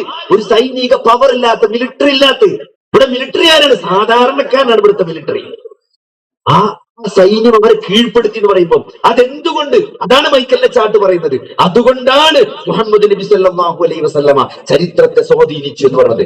ഈ ചരിത്രം പഠിച്ച ഒരാള് മുഹമ്മദ് നബി പ്രവാചകനല്ല എന്ന് എങ്ങനെയാണ് സഹോദരങ്ങളെ പറയാൻ പറ്റുക? അത് ആർക്കും ബോധ്യപ്പെടും. കാരണം ആ അള്ളാഹു ഒരു പ്രവാചകനെ നിയോഗിച്ചു, അള്ളാഹു അവിടെ വഹി ഇറക്കി, അവിടെ കിതാബ് ഇറക്കി, അവിടെ വേദഗ്രന്ഥം അവതരിപ്പിച്ചു, അവരെ വേദഗ്രന്ഥം പഠിപ്പിച്ചു. അവരെ ഹിക്മത്ത് പഠിപ്പിച്ച ആ പ്രവാചകൻ 23 വർഷത്തെ ജീവിതത്തിൽ ആ വേദഗ്രന്ഥം വിശുദ്ധ ഖുർആനിലൂടെ മനുഷ്യ ജീവിതത്തിന്റെ ലക്ഷ്യത്തെ പറ്റി, മരണാനന്തര ജീവിതത്തെ പറ്റി, ഈ മരണത്തിന് ശേഷം ഒരു ജീവിതമുണ്ട്, അതാണ് യഥാർത്ഥ ജീവിതം, അതിനുവേണ്ടി തയ്യാറെടുക്കുന്നതിനെ കുറിച്ചാണ് പ്രവാചകന്മാർ പഠിപ്പിച്ചത്. അപ്പൊ അത് ബോധ്യപ്പെടുന്ന ഒരാളെ സംബന്ധിച്ചിടത്തോളം ഇത് കൃത്യമാണ്. ഒരു അള്ളാഹു പ്രവാചകൻ അവതരിപ്പിച്ചു എന്നുള്ളത് ഈ ദുനിയാവ് സഹോദരങ്ങളെ. അതുകൊണ്ട് ഈ ദുനിയാവിനെ നമ്മൾ കൃത്യമായിട്ട് മനസ്സിലാക്കണം. ഇവിടെ നേരത്തെ ഞാൻ പറഞ്ഞ ഫസ്റ്റ് സംഭവത്തില് അള്ളാഹുവിനെ മനസ്സിലാക്കേണ്ട പോലെ മനസ്സിലാക്കുക എന്നുള്ളത്. അള്ളാഹുവിന്റെ നാമങ്ങളിലൂടെ, ഗുണങ്ങളിലൂടെ, വിശേഷണങ്ങളിലൂടെ, അള്ളാഹുവിന്റെ 2 ആയത്തുകളിലൂടെ ഇന്ന ഫീ ഖൽഖി സമാവാതി വൽ അർളി വഖ്തിലാഫിൽ ലൈലി വന്നഹാരി ലആയാതിൻ ലിഉലിൽ അൽബാബ്. ആലോചിച്ച് നമ്മൾ 2 കണ്ണ് തുറന്നു വെച്ചാൽ നമ്മൾ കാണുന്ന അള്ളാഹുവിന്റെ ഈ സൃഷ്ടി പ്രപഞ്ചത്തിലെ മുഴുവൻ ദൃഷ്ടാന്തങ്ങളും അള്ളാഹുവിന്റെ സൃഷ്ടി മഹാത്മ്യത്തെ പറ്റി വിളിച്ചു പറയണം. ഒരു മനുഷ്യൻ എന്ന ജീവി, ഓരോ കോശങ്ങൾ, എത്ര വ്യത്യസ്ത തരത്തിലുള്ള കോശങ്ങളാണ് മനുഷ്യനുള്ളത്. 39 ട്രില്യൺ കോശങ്ങൾ എന്ന് പറയുമ്പോൾ ഒരേപോലത്തെ ബാക്ടീരിയയുടെ കോശങ്ങളല്ല, വളരെ സങ്കീർണമായ ന്യൂറോണുകള്, ഹൃദയത്തിന്റെ പേസ് മേക്കറിന്റെ സെല്ലുകള്, ഇതൊക്കെ സെല്ലുകളാണ്.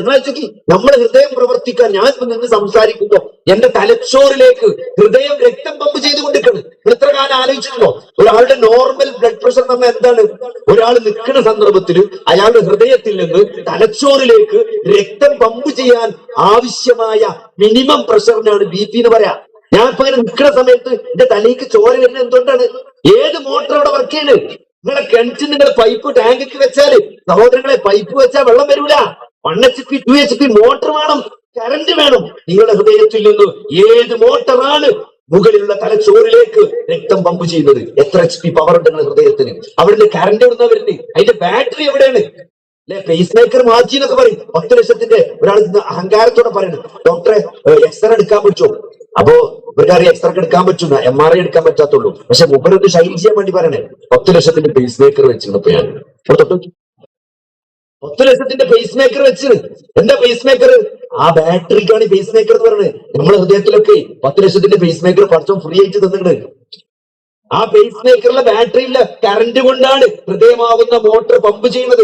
ECG എടുക്കണം. എന്താ ECG? എന്താ ECG എടുത്തില്ലേ? ECG എന്താ? കുറെ വയറുകളാണ് അല്ലെ? കൈമലും കാൽമലൊക്കെ കുറെ വയർ ഇങ്ങനെ പിടിപ്പിക്കും.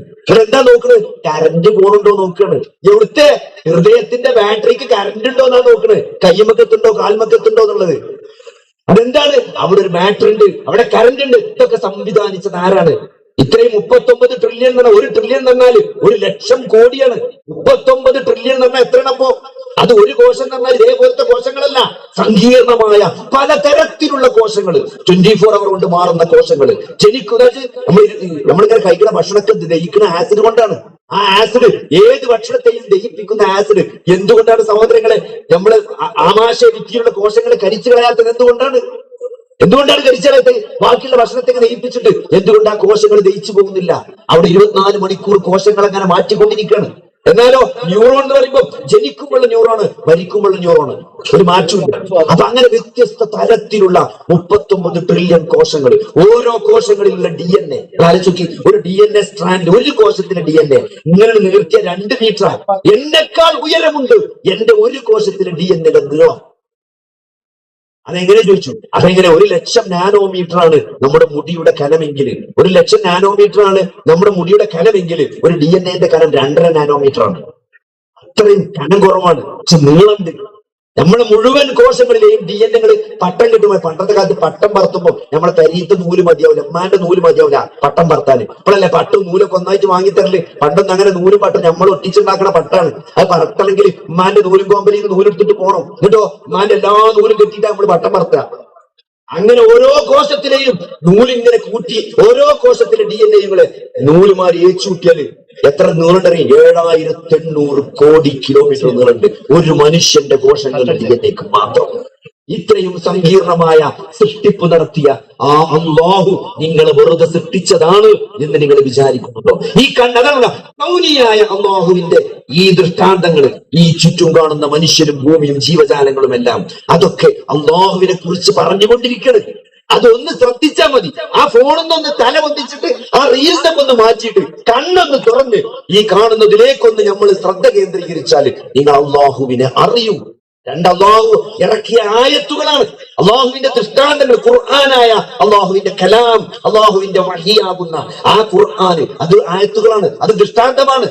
അത് അഫലായത്തദബ്ബറൂൻ, രണ്ടിനെ പറ്റി പഠിത്തം ചോദിക്കുന്നുണ്ട്. നിങ്ങളുടെ തലയ്ക്ക് കാമ്പില്ലേ? നിങ്ങൾ ചിന്തിക്കുന്നില്ലേ എന്ന് രണ്ടായത്തുകളെ കുറിച്ചും അള്ളാഹു ചോദിക്കുന്നുണ്ട്. നീ പ്രപഞ്ചത്തെ കുറിച്ച് അള്ളാഹു ഇറക്കിയ ഖുർആനിന്റെ ആയത്തുകളെ കുറിച്ച് ആലോചിക്കി. ഇതൊക്കെ നമ്മൾ ആലോചിക്കാൻ തയ്യാറായാൽ അള്ളാഹുവിനെ പറ്റി അള്ളാഹു അറിയിച്ചു തന്ന അള്ളാഹുവിന്റെ നാമങ്ങളിലെ അള്ളാഹു സ്നേഹമുള്ളവനാണ്, വദൂദാണ്, അള്ളാഹു എല്ലാത്തിനും കഴിവുള്ളവനാണ്, എല്ലാം അറിയുന്നവനാണ്, എന്റെ എല്ലാ പ്രശ്നങ്ങളും അറിയുന്നവനാണ്, ഏറ്റവും കാരുണ്യമുള്ളവനാണ്, പ്രാർത്ഥന കേൾക്കുന്നവനാണ്, പ്രാർത്ഥനയ്ക്ക് ഉത്തരം നൽകുന്നവനാണ്, എന്റെ ഏത് സങ്കീർണമായ പ്രശ്നങ്ങൾ.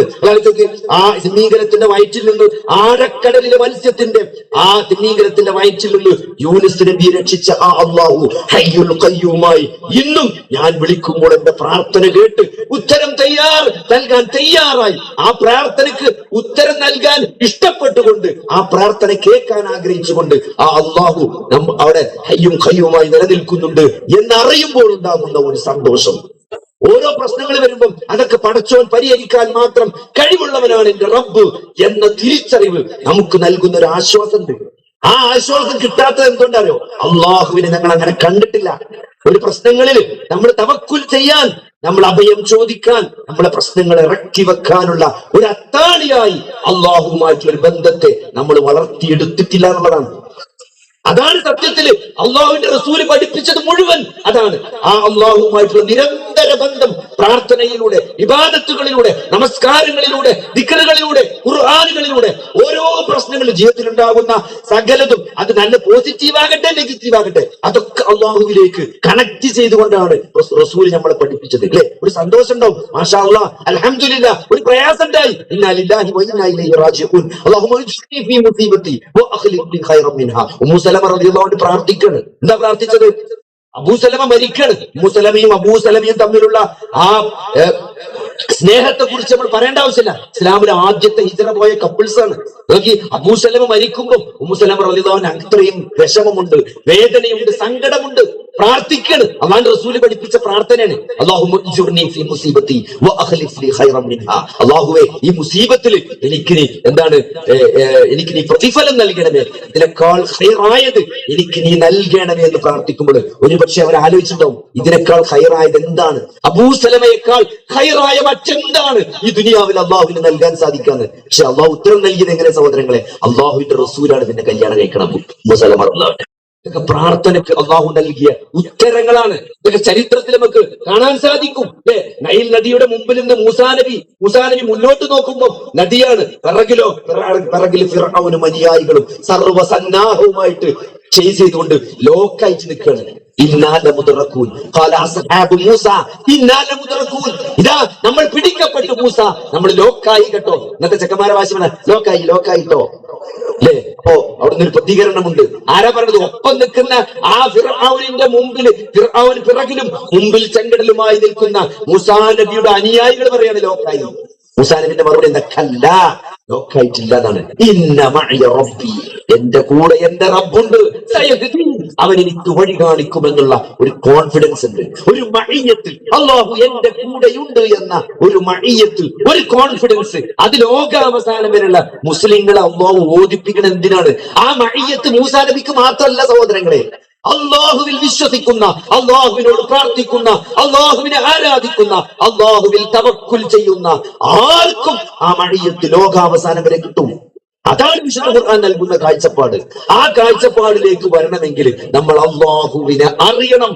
അള്ളാഹുവിന്റെ നാമങ്ങളിലൂടെ, ഗുണങ്ങളിലൂടെ, വിശേഷണങ്ങളിലൂടെ അറിഞ്ഞുകൊണ്ട് അള്ളാഹുമായി നല്ലൊരു കണക്ഷൻ ജീവിതത്തിന്റെ ഓരോ സന്ദർഭങ്ങളിലും, ഞാൻ പറഞ്ഞേ പോസിറ്റീവായാലും നെഗറ്റീവായാലും ഒക്കെ വിശ്വാസിക്ക് ഖൈറാണ്.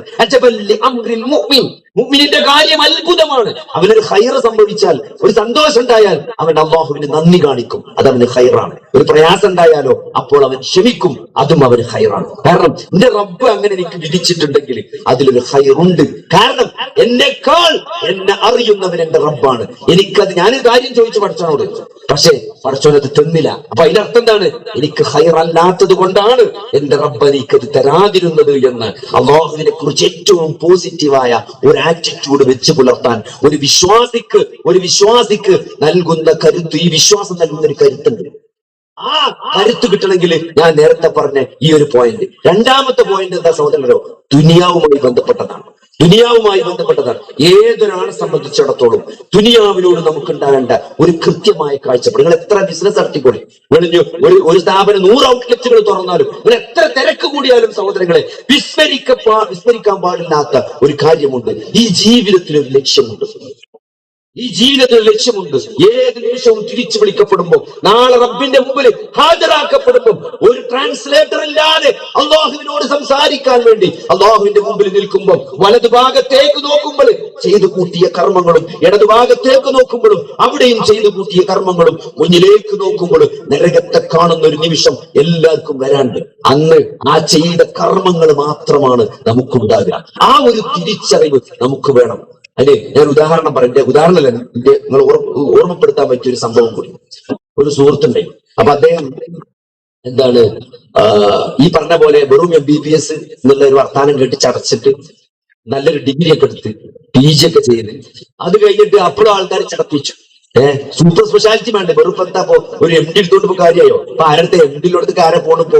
ഇപ്പൊ ചെറിയൊരു നെഞ്ചുവേനുണ്ടായ കാർഡിയോളജിക്കാണ് പോണ്. അതും കാർഡിയോളജിസ്റ്റ് പോല നമ്മൾ വിളിച്ചു ചോദിക്കും, നല്ല കാർഡിയോളജിസ്റ്റ് ആരാണ്? ഒരു കാർഡിയോളജി എടുത്തിയൊന്നും ഇപ്പൊ ആൾക്കാർ പോകില്ല. നല്ല കാർഡിയോളജിസ്റ്റ് ആരാ? അങ്ങനത്തെ ആൾക്കാർ പോകുള്ളൂ. ആ കാലാണ് ഇപ്പൊ. അപ്പൊ അദ്ദേഹം പോയിട്ട് നല്ലൊരു ഡിഗ്രി ഒക്കെ വീണ്ടും സൂപ്പർ സ്പെഷ്യാലിറ്റി ഒക്കെ എടുത്തു. എന്നിട്ട് ഇവിടെ എന്താ പറയുക, ഇവിടെ ശമ്പളമൊക്കെ കുറവാണ്. പഴയമാര് ഡോക്ടർമാർക്ക് അത്ര കൊയ്ത്തൊന്നുമില്ല ഇപ്പൊ. ഒക്കെ വളരെ മോശമാണ് സ്ഥിതി. എല്ലായിടത്തും ഇഷ്ടംപോലെ ആൾക്കാരുണ്ട്, അപ്പൊ ശമ്പളമൊക്കെ കുറവാ. അപ്പൊ അതുകൊണ്ട് മൂപ്പര് സ്ഥലം കിട്ടും, വിദേശത്തേക്ക് പോയി. അവിടെ നല്ല ജോലിയും നല്ല പൈസയൊക്കെയാണ്. അപ്പോ നമ്മള് അദ്ദേഹത്തിന്റെ വീട്ടിൽ ഒരു ആവശ്യത്തിന് വേണ്ടി ചെന്നപ്പോ സന്ദർശിച്ചു. അപ്പൊ നമ്മൾ കണ്ടാൽ നല്ല റാത്താണ്. കാരണം പോർച്ചില് ഒന്ന് BMW 7 സീരീസ് പുതിയ വണ്ടി, ഒന്ന് ലാൻഡ് ക്രൂയിസർ. നമ്മൾ ആലോചിക്കും, ഇതിലേറെ വലിയ ദുന്യാവ് ഞാൻ ആർക്ക് എന്താ കിട്ടാനുള്ളത്? നമ്മൾ ഇഷ്ടപ്പെടുന്ന 2 വണ്ടിയാണ് മുമ്മരത്ത് ഇങ്ങനെ നിൽക്കുക. ഒന്നിലല്ലേ പോകും, രണ്ടിലോട്ട് പോകില്ലല്ലോ. ഒന്നിലല്ലേ നമുക്ക് പോകാൻ പറ്റുള്ളൂ, 2 വണ്ടി. അപ്പോ സംസാരിച്ചപ്പോ ആ വിഷമം ഇപ്പോഴും ഇങ്ങനെ മനസ്സിലുണ്ട്. ഇത് സന്തോഷമല്ല, കാറന്നുള്ളൂ, സന്തോഷം കുറവാണ്. അപ്പോ എന്താ വെച്ചാല്, ഇവിടെ ഒരു ബംഗാളിയാളെ പോലെയാണ് അത്ര. ഈ വിദേശ രാജ്യത്ത് നമ്മൾ ഇത്ര വലിയ കസാലയിൽ ഇരുന്നിട്ടും നമ്മൾ ബംഗാളിയാളെ പോലെയാണ് ഇവിടുത്തെ ആൾക്കാർ കാണുന്നത്. അപ്പൊ ഞാൻ പറഞ്ഞു, അപ്പൊ ഇങ്ങനെ ഇതൊന്ന് നന്നാകണമെങ്കിൽ എന്താ വെച്ചാല്, എന്റെ ബോസ് ഉണ്ട്, മൂപ്പരുടെ ബോസ് ഉണ്ട്, എല്ലാവർക്കും ഒരു ബോസ് ഉണ്ടാവുമല്ലോ. ആ കസാലയൊക്കെ കുത്തിരിക്കുകയാണെങ്കിൽ കുറച്ചുകൂടി കൂടി സാറട്ടൊന്നാണ്. അപ്പൊ ഞാൻ വെറുതെ ചോദിച്ചു, അല്ല ആ മൂപ്പർക്ക് ഒരു വിഷമൊക്കെ ഉണ്ടാവുമല്ലോ ജീവിതത്തില്, അതെന്താണ് ചോദിച്ചു. അപ്പൊ നിങ്ങളെ ബോസിന് ഇപ്പൊ ഒരു വിഷമം ഉണ്ടാവുമല്ലോ. നമ്മളെ ബോസിന്റെ വിഷമം നമുക്കറിയാലോ. കാരണം ബോസ് ഇങ്ങനെ ഇടക്കിടക്ക് പറയില്ല, ഏത് വിഷമം മനുഷ്യൻ ഇങ്ങനെ ഇടക്കിടക്ക് പറയാം. കൂടുതൽ ക്ലോസ് ആയിട്ടുള്ള ആൾക്കാർക്ക് അറിയാം വിഷമം എന്താന്ന്. അപ്പൊ മൂപ്പർക്ക് അവിടെ പൗരത്വം കിട്ടാത്തതിന്റെ വിഷമമാണ്. സിറ്റിസൺഷിപ്പ് കിട്ടാൻ വേണ്ടി കുറെ കാലമായി നടക്കണം. അത് കിട്ടാത്തതിന്റെ വിഷമത്തിലാണ് ആ സ്വാദ് കിട്ടുന്നത്. അപ്പൊ ഞാൻ പറഞ്ഞെന്താ പറയുക, ദുന്യാവ് ഇങ്ങനെയാണ്. നമ്മളെല്ലാരും മനസ്സിലാക്കേണ്ട ഒരു പോയിന്റ്. നിങ്ങളിപ്പോ നമ്മൾ വിചാരിച്ചു ഇപ്പൊ ഒരു ചെറിയ വീടൊക്കെ വെച്ച് ഇങ്ങനെ ഇറങ്ങണ ഒരു വലിയ വീടൊക്കെ വെച്ച് അങ്ങോട്ട് മാറി ആ റോട്ടിന്റെ അകത്തൊക്കെ ആയ ഒന്നുകൂടി ഉസാറാവുന്നത്. അത് അവിടെ എത്തുമ്പോഴാണ് മനസ്സിലാക്കുക അത്ര ഉസാറില്ല. അപ്പോൾ ആ പഴയ പേരെന്നെയാണ് നല്ല അറിയും. അത് മനുഷ്യന്റെ ഒരു സ്വഭാവമാണ്. ഇതിങ്ങനെ ചേസ് ചെയ്ത് പോകുന്നുള്ളൂ. ഇപ്പൊ ഇവിടെ അംബാനിന്റെ മകന്റെ കല്യാണം നടന്നു. എന്താ കല്യാണം! 18 കോടിന്റെ വാച്ച്, ഏതാണെന്നാണ് പറഞ്ഞത്. 18 കോടിന്റെ വാച്ച് അത്ര വെക്കുന്നുണ്ട്. എന്താ ഇപ്പൊ നമ്മളിവിടെ 30 റിയാൽ 100 റിയാലിന്റെ വാച്ചിനോട് വെക്കുന്നത്. അതിൽ കൃത്യമായിട്ട് സമയം കാണുന്നുണ്ട്. പിന്നെ ഇതൊക്കെ എന്താ പറയുക, ഇതൊക്കെ നമ്മൾ ഇതൊക്കെ ഒരു വൈബ്. അപ്പൊ ഇത് നമ്മളിങ്ങനെ ചെയ്സ് ചെയ്ത് പോയി ഇത് വലിയ അവസാനിക്കൂല. ഇപ്പൊ കഴിഞ്ഞൊരു ദിവസം ഒരു സുഹൃത്ത് നമ്മളൊരു കാഴ്ചപ്പാടിൽ 5 കോടിന്റെ വീട് വെച്ചിട്ടുണ്ട്. അമ്പ വീട് എന്തൊക്കെ സ്വന്തമായിട്ട് ചിമ്മൊക്കെ ഉണ്ട് വീട്. ഞാൻ പുതിയ വീട്ടിൽ പോയാൽ ഞങ്ങൾ വീട് കുടിരിക്കലിനെ വിളിച്ചാൽ ഉള്ളിൽ കയറി കാണില്ല. കാരണം ഇങ്ങനെ പറയും മറ്റേത് ഇറ്റാലിയൻ മാർബിൾ തൊടുന്നോ കൊണ്ടുവന്ന് മെക്സിക്കോന്ന് കൊണ്ടുവന്ന ഗ്ലാസ് ആണെന്നൊക്കെ പറയും. അപ്പൊ എനിക്കറിയില്ല. അപ്പൊ ഞാൻ എന്താ വെച്ചാൽ ഈ ബടായി കേൾക്കാൻ വേണ്ടി ഉള്ളിക്ക് വീട് കുടിരിക്കലിന് പോലുമില്ല, പൊതുവെ പോലില്ല. ഇനി പോയാലും ബടായി കേൾക്കാൻ ഉള്ളിക്ക് പോലില്ല. അപ്പൊ ഒരു 5-6 കോടിന്റെ വീടൊക്കെ വെച്ചിട്ടുണ്ട്. നിങ്ങൾ ഈ പറഞ്ഞ മാതിരി വലിയ വണ്ടിയൊക്കെ ഉണ്ട്, അത്യാവശ്യം ഏറ്റവും വില കൂടിയ വണ്ടി. അപ്പോ ഒരു പ്രൊഫഷണലിന്റെ കാഴ്ചപ്പാടില് നല്ല തുറക്കുള്ള വെളുത്തൊരു പെണ്ണും പിന്നെ നല്ലൊരു കാറും നല്ലൊരു പെരിയായാല് അത്യാവശ്യം ദുനിയാവായല്ലോ. അപ്പോ ഇപ്പൊ ദുനിയാവ് ഏകദേശം കഴിഞ്ഞല്ലോ. അപ്പൊ ഇനിയിപ്പോ എന്താണ് നിങ്ങളൊരു പ്ലാൻ ചോദിച്ചു. ഇപ്പൊ ഉണ്ടല്ലോ ജോലി ഇങ്ങനെ കിടക്കല്ലേ, പൈസ ഞാൻ കിട്ടുമല്ലോ, ഇനിയിപ്പോ എന്താ കാട്ടുക. അപ്പൊ എനിക്ക് 1 ഏക്കർ സ്ഥലമാണ്. അള്ളാഹ്, അതിപ്പോ ഇതിനെ ഫാം ഹൗസ് ഉണ്ടാക്കണം. ഫാം ഹൗസ് ഉണ്ടാക്കണം. അപ്പൊ അവിടെ എന്താ, അവിടെ നമ്മള് പശു ഉണ്ടാവും, പോത്തുണ്ടാവും, എരുമുണ്ടാവും, ആടുണ്ടാവും, കോഴി ഉണ്ടാവും, താറാവുണ്ടാവും, എല്ലാം ഉണ്ടാവും. ഒരു സീതാജാക്കനെ ഏൽപ്പിച്ചു. ഒരു സീതാജാക്ക ഇങ്ങനെ രാവിലെ ജയിച്ച് പിന്നെ വലിയ കെട്ടും മുപ്പര ഇങ്ങനെ പോകിച്ചു. എന്താ ഇപ്പൊ നമ്മളെ ആട് പറ്റോ? എന്നിട്ട് പിന്നെ കുറച്ച് ആട്ടുമ്പാൽ ഇവിടെ വരി കൊടുത്തേക്കും.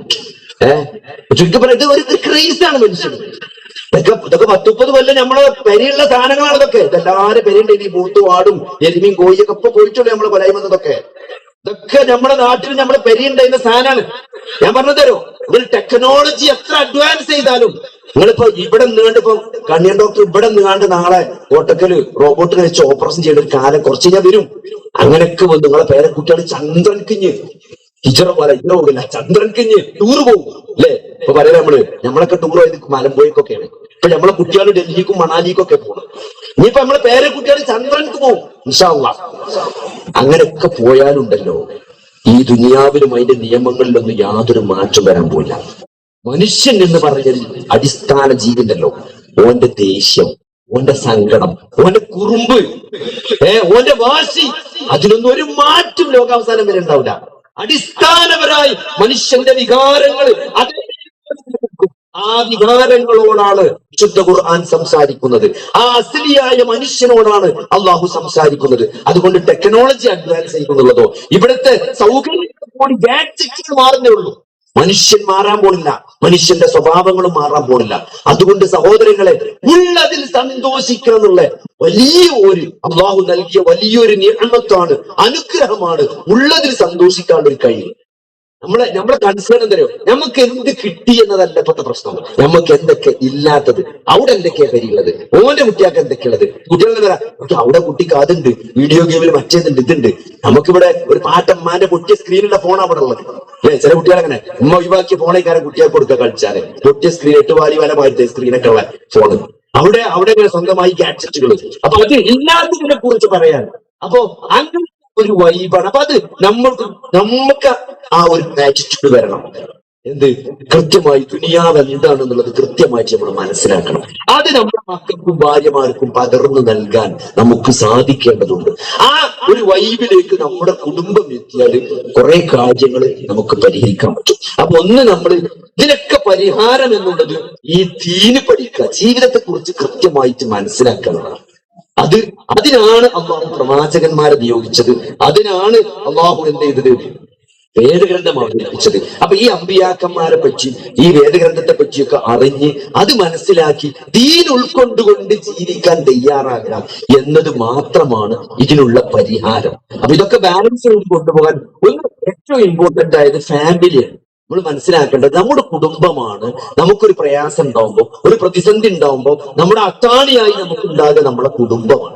അപ്പൊ അത് കുടുംബത്തിന് എപ്പോഴും നമ്മൾ എന്ത് ചെയ്യണം, അതിൻ്റെതായ പ്രയോറിറ്റി നൽകണം. അതിനനുസരിച്ച് നിങ്ങൾ പരിഹാരം കുത്തിരിക്കണമെന്നല്ല, എല്ലാത്തിനും നമ്മുടെ കൺസേൺ ആണ്. നമ്മൾ അവർക്ക് കൊടുക്കുന്ന കൺസേൺ എത്ര ഉണ്ട് എന്നുള്ളതാണ്. നമ്മൾ എത്ര തിരക്കാണെങ്കിലും ആ തിരക്കിൽ അവരെ ഒന്ന് പക്ഷേങ്കിൽ കൂടെ കൂട്ടാൻ പറ്റിയ സാഹചര്യമാണെങ്കിൽ, ഇപ്പൊ ബിസിനസ് ട്രിപ്പാണ്, അങ്ങോട്ടും ഇങ്ങോട്ടൊക്കെ കുറെ യാത്ര ഉണ്ടെങ്കിൽ ചില യാത്രകളിൽ അവളെ കൂടെ കൂട്ടാം. ഇത്രയൊന്നും സംവിധാനങ്ങളില്ലാത്ത ഒരു കാലഘട്ടത്തിൽ അള്ളാഹുവിന്റെ റസൂൽ സല്ലല്ലാഹു അലൈഹി വസല്ലമ ഭാര്യമാരെ ടേൺ അനുസരിച്ച് ഒപ്പം കൊണ്ടുവന്ന് യാത്ര ചെയ്യും. ആലോചിക്കും, ഇതൊന്നും ഇത്രയ്ക്ക് സൗകര്യം, ഇത്രയൊന്നും ഫെസിലിറ്റീസും സമ്പത്തൊന്നും ഇല്ലാത്ത പ്രവാചകൻ ആ ഒരു കാലത്ത് പോലും ആ മാതൃക കാണിച്ച എന്താണ്? അതാണ് ഭാര്യമാർക്ക് നൽകേണ്ട പരിഗണന. ചില കാര്യങ്ങൾ അവരോട് ഡിസ്കസ് ചെയ്യണം അല്ലെ? ഉമ്മു സലമ റളിയല്ലാഹു അൻഹ പറയണ്ടല്ലോ, ആ ബൈത്തുൽ റിദ്വാന്റെ സംഭവത്തില്, ഹുദൈബിയ സന്ധിയുമായി ബന്ധപ്പെട്ട് തലമുണ്ടനം ചെയ്യുന്ന വിഷയത്തില് അവിടെ ഉമ്മു സലമ റളിയല്ലാഹു അൻഹ പറഞ്ഞതാണ് നബി സല്ലല്ലാഹു അലൈഹി വസല്ലം. അതുകൊണ്ടാണ് അത് അവർ ഡിസ്കസ് ചെയ്തു എന്നുള്ളതാണ്. അപ്പൊ അവർക്ക് നൽകേണ്ട ഒരു പരിഗണന, നമ്മൾ ഫുൾ ടൈം ഓരെ കൊണ്ടുനടക്കണമെന്നോ, ഫുൾ ടൈം രാവിലെ മുതൽ വൈകുന്നേരം വരെ പരിയുത്തരക്കണമെന്നല്ല. നമ്മൾ എത്ര തിരക്കുണ്ടെങ്കിലും അവർക്ക് നൽകേണ്ട പരിഗണന നമ്മൾ നൽകുക എന്നുള്ളത്, അത് ഞാൻ മനസ്സിലാക്കി ഇന്നത്തെ കാലത്ത് കുറച്ചും കൂടി ഈസിയാണ്. നമുക്ക് ഗാഡ്ജറ്റുകളുണ്ട്, ഫോണുണ്ട്, വീഡിയോ കോൾ വിളിക്കാം. നമുക്കിപ്പോ കുട്ടികളെ പഠിത്താണെങ്കിൽ നമുക്ക് ചോദിക്കാല്ലേ, ആ സെയിം വീട്ടിൽ ഹോംവർക്ക് ചെയ്തോ, ജസ്റ്റ് വാട്സപ്പിൽ ഒന്ന് ചോദിച്ചാൽ മതി, അല്ലെങ്കിൽ വീഡിയോ കോൾ വിളിച്ചിട്ട് മോള് പഠിച്ചോ എന്ന് തിരക്കിനടി നമുക്ക് ചോദിച്ചാൽ മതി. അപ്പൊ നമ്മൾ അവർക്ക് കൊടുക്കേണ്ട ഒരു കൺസേൺ അവർക്ക് കൊടുക്കുക എന്നുള്ളതാണ്. അപ്പോ അടിസ്ഥാനപരമായി വീടിന്റെ നാഥൻ എന്നുള്ളത് അത് ഭർത്താവാണ്, ആണാണ്.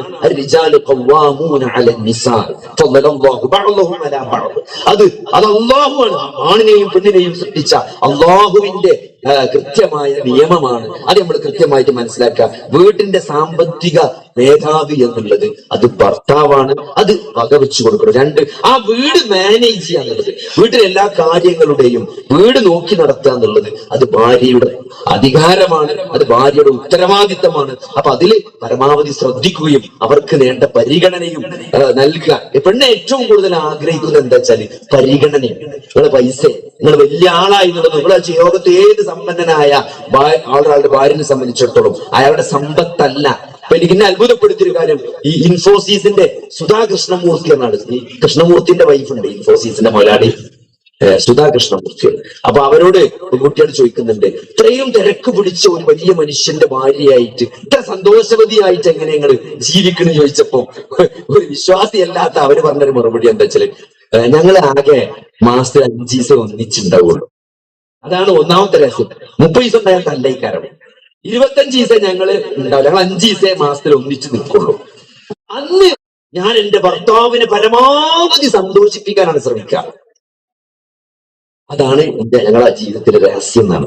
അപ്പൊ അതുകൊണ്ട് സ്വന്തം ഭർത്താവിന്റെ സന്തോഷങ്ങൾ അങ്ങോട്ട് തിരിച്ചു കൊണ്ടുവരണേ. അപ്പൊ അങ്ങനത്തെ ഒരു അണ്ടർസ്റ്റാൻഡിങ്ങിലൂടെ ഇന്നത്തെ വെച്ചാൽ ഇതെല്ലാവരും ആണും പെണ്ണൊക്കെ വർക്ക് ചെയ്യുന്ന ആളുകൾ എല്ലാവരും പഠിച്ചവരാണ്. പെൺകുട്ടികളെ നമ്മൾ പഠിപ്പിക്കുന്നുണ്ട്, അതുകൊണ്ട് ഓള് ജോലി ചെയ്യും.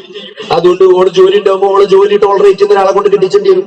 അപ്പൊ അതുകൊണ്ട് അങ്ങനെയൊക്കെ അതിലൊക്കെ ഈ കുടുംബ ബന്ധങ്ങളൊക്കെ ശിഥിലമായി കൊണ്ടിരിക്കുകയാണ്. കൂടുതൽ ഡൈവേഴ്സ്, ഇൻടോളറൻസ്. ഒരാൾ പറയുമ്പോഴത്തേനും ഭർത്താവ് പറയും ഭാര്യയ്ക്ക് പറ്റില്ല, നിങ്ങളെ പണി നോക്കി, ഞാൻ എന്റെ പണി നോക്കി, ഡൈവേഴ്സ് ആയി.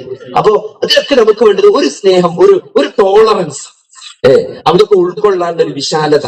അള്ളാഹുവും റസൂലും ഇഷ്ടമല്ലാത്ത ഹറാമാക്കിയ കാര്യമല്ലാത്തത്, അതായത് മുആമലാത്തായ കാര്യങ്ങളുണ്ടല്ലോ, അല്ലാഹു റസൂൽ ഫ്രീഡം അനുവദിച്ച വിഷയങ്ങളിൽ ഭാര്യമാരുടെ താല്പര്യം പരിഗണിച്ച് അവരെ പരമാവധി സന്തോഷിപ്പിച്ച് മുന്നോട്ട് കൊണ്ടുപോകുക എന്നുള്ളതാണ് ആ ഒരു സൈഡ് കൊണ്ടുപോകാനുള്ള ഏറ്റവും നല്ല മാർഗം. കുട്ടികളെ മാനേജ് ചെയ്യാനുള്ള ഏറ്റവും നല്ല മാർഗം എന്താ വെച്ചാല്, കുട്ടികളെ നമ്മൾ ചെറുപ്പം മുതലേ നമ്മൾ ഏതൊരു വൈബിലേക്കാണ് കുട്ടികൾ എത്തണമെന്ന് ആഗ്രഹിക്കുന്നത്, ആ വൈബിന്റെ അംബാസഡർ ആണ് നമ്മൾ. ഒരു വർത്താനം മാത്രം പോരാ, നമ്മൾ അതിന്റെ ബ്രാൻഡ് അംബാസഡർ ആണ്. നമ്മളിപ്പോ ദീന് പറയുകയാണെങ്കിൽ നമ്മൾ ദീനിന്റെ ഒരാളാകണം. നമുക്ക് നല്ല താടി, നമുക്ക് നല്ല സുബൈക്ക് നമ്മൾ ജമാഅത്തിന് പോകണം, നമ്മൾ നേരത്തെ കുട്ടിനെ വിളിക്കണം, അവനെ കൊണ്ടുപോകണം. നമ്മള് സുബൈസ് കിച്ചാൽ നമ്മൾ തന്നെ 6 നീച്ചാണ്ട് ഇതെന്താ സുബൈസ് കിച്ചാത്തെന്ന് ചോദിച്ചാല് അത് യാതൊരു അർത്ഥമില്ല.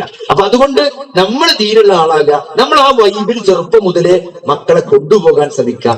പിന്നെ നല്ല പ്രാർത്ഥിക്കുക. അള്ളാഹുവിനോട് നിരന്തരം മക്കളുടെ വിഷയത്തില്, ഭാര്യമാരുടെ വിഷയത്തില്, കുടുംബത്തിന്റെ വിഷയത്തിൽ നന്നായിട്ട് പ്രാർത്ഥിക്കുക. ഇതൊക്കെയാണ് ഏറ്റവും ഷോർട്ട്. പറയാൻ വളരെ ഈസിയാണ്. എന്റെ ഒരു കഥ കൂടി പറഞ്ഞ് അവസാനിപ്പിക്കണം. ഞാൻ പണ്ട് വാടക താമസിച്ച സമയത്ത് എന്റെ ഓപ്പോസിറ്റ് ഒരു ആള് താമസിക്കണ്ടായി. എന്റെ വീട്ടിലൊരു ഗസ്റ്റ് വന്നു. അപ്പോ എന്നെ സംബന്ധിച്ചിടത്തോളം എന്താ വെച്ചാല് ആ വീട് ആ ഭാഗത്തുള്ള ജനല് ഞാൻ തുറക്കലില്ല. കാരണം എന്താ വെച്ചാല് ആ വീട്ടിലെ സ്ത്രീയുടെ ഒരു പ്രത്യേകത, എന്റെ വീടിന്റെ അപ്പുറത്താണെന്ന് പോയി നോക്കലിട്ടോ. പണ്ടത്തെ കാര്യം, ഒരു മുമ്പത്തെ കാര്യമാണ്. അവിടെ എന്താ വെച്ചാല് അവിടെ രാവിലെ തന്നെ യുദ്ധം തുടങ്ങും. അവിടെ കുട്ടി ബ്രഷ് എടുത്തത് മുതൽ അവിടെ യുദ്ധമാണ്. പിന്നെ ഓനെ പല്ലേൽപ്പിക്കല്, അതൊക്കെ ഇവിടെ നമ്മളെ പെരീക്ക് കേൾക്കും. അവിടെ യുദ്ധം തുടങ്ങിയിട്ടുണ്ട്, അവിടെ ബ്രഷ് എടുക്കാൻ തുടങ്ങിയത്. ഇനി ഓനെന്ത് ചെയ്യും, ഓൻ ബ്രഷ് കുടിച്ചാണ് മുന്നിൽ ഇങ്ങനെ വന്നിക്കും. എങ്ങനെയായാലും ഓനെ ബേസിനെടുക്ക് പോകില്ല. പിന്നെ ഓനെ ബേസിനോട് കൊണ്ടുപോകണം. ആ യുദ്ധമൊക്കെ ഇവിടെ ഇങ്ങനെ കേൾക്കാം. ആ ഭയങ്കര യുദ്ധം. അപ്പൊ നമ്മളെന്താ വെച്ചാൽ അവസാനം ജനലടച്ചിട്ട് ഇങ്ങോട്ട് കേൾക്കണ്ട വെച്ചിട്ട് അങ്ങനെ ഒരു ദിവസം എന്റെ വീട്ടിലൊരു ഗസ്റ്റ് വന്നു. അപ്പോ ഗസ്റ്റ് വന്നിട്ട് അത് ചോദിച്ചു, ഓപ്പോസിറ്റ് ആരാ താമസിക്കുന്നത്? ഇങ്ങനെ ഒരാളാണ്. അയ്യോ, ആ മേഡാണോ ചോദിച്ചു.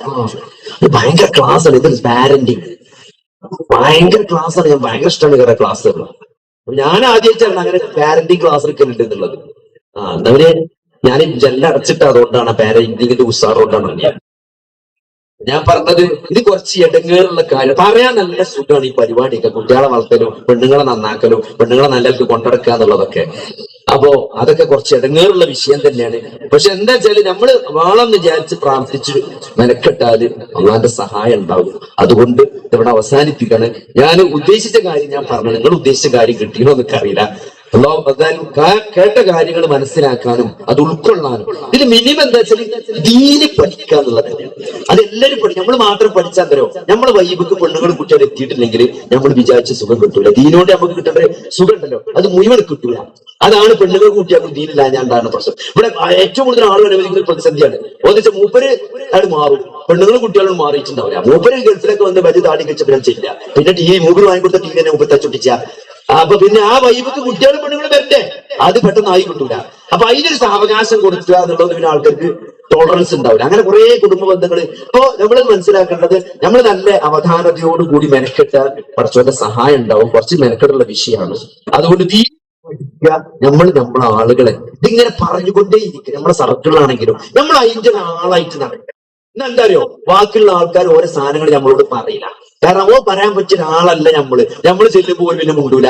ഓന് വേറെ ഓന്റെ അടുത്ത് പറയാൻ പറ്റും. നമ്മളോട് താടിന്റെ വലിപ്പം പിന്നെ എന്താണ് അങ്ങനത്തെ അപ്പൊ ചെല്ലാൻ പറ്റിയ ദിക്കറൊക്കെ കാരണം നമ്മളോട് ചോദിക്കുക. കാരണം ഓ കളിയാക്കിയിട്ടാണെങ്കിലും നമ്മളോട് മറ്റേ പറയാൻ പറ്റൂല എന്ന് ഓനറിയാം. അത് വലിയൊരു സുരക്ഷിതത്വം. നമ്മൾ ദീനിന്റെ ആളാകുക. കാരണം അതാണ് എവർ ലാസ്റ്റ്. ആലോചിച്ചോക്കി, ഈ ജീവിതം അവസാനിച്ചിട്ട് നമ്മൾ മരണമില്ലാത്ത ഒരു ജീവിതത്തിലേക്ക് പ്രവേശിക്കാൻ പോകണം.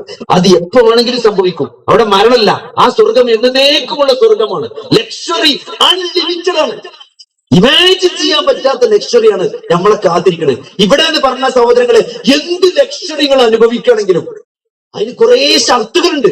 ഇപ്പൊ ടൂർ പോകാൻ നിൽക്കുകയാണ്, മക്കൾക്ക് ഭയങ്കര ആഗ്രഹമാണ് കാശ്മീരിൽ പോകണം, അല്ലെങ്കിൽ ദുബായ്, ന്യൂയോർക്കിലും അമേരിക്ക 10 ദിവസം പോകണം. ഒക്കെ സെറ്റാക്കി നിൽക്കുമ്പോൾ നമുക്കൊരു നെഞ്ഞുവേദന വന്ന എന്താ അവസ്ഥ നിങ്ങൾ ആലോചിച്ചു. ഇവിടെ അമേരിക്കയിൽ ചെന്ന് ഇറങ്ങി എയർപോർട്ടിൽ നല്ലൊരു പള്ളിയിലെടുത്ത് വന്നാൽ കഴിഞ്ഞു മനുഷ്യന്റെ കാര്യം. നിങ്ങൾ നമ്മളെ മാപ്പ പള്ളിയിലെടുത്ത് കിടന്നിങ്ങനെ പൊളയാണ്. മക്കളെ കാര്യം കഴിഞ്ഞതോട്, ഭാര്യന്റെ കാര്യം കഴിഞ്ഞു. അമേരിക്ക മതി, നമുക്കൊന്ന് കുടിയേക്ക് എത്തിക്കിട്ടിയാൽ മതിയോ.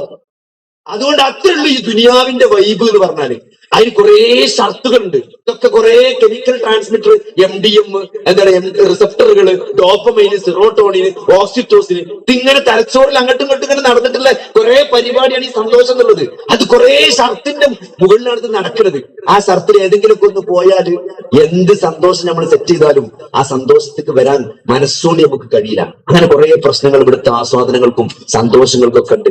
ഇതൊന്നും ഇല്ലാത്ത ഒരു അൺലിമിറ്റഡ് സന്തോഷത്തിലേക്ക് പടച്ചവനെ സൽക്കാരായിട്ട് ഒരുക്കി വെച്ചൊരു സ്വർഗമുണ്ട്. അത് ആർക്കാണ്? അത് മുത്തഖീങ്ങൾക്കുള്ളതാണ്. ആ മുത്തഖീങ്ങൾ ആരാണ്? അതാണ് വിശുദ്ധ ഖുർആൻ തുടക്കത്തിൽ തന്നെ പറയുന്നത്.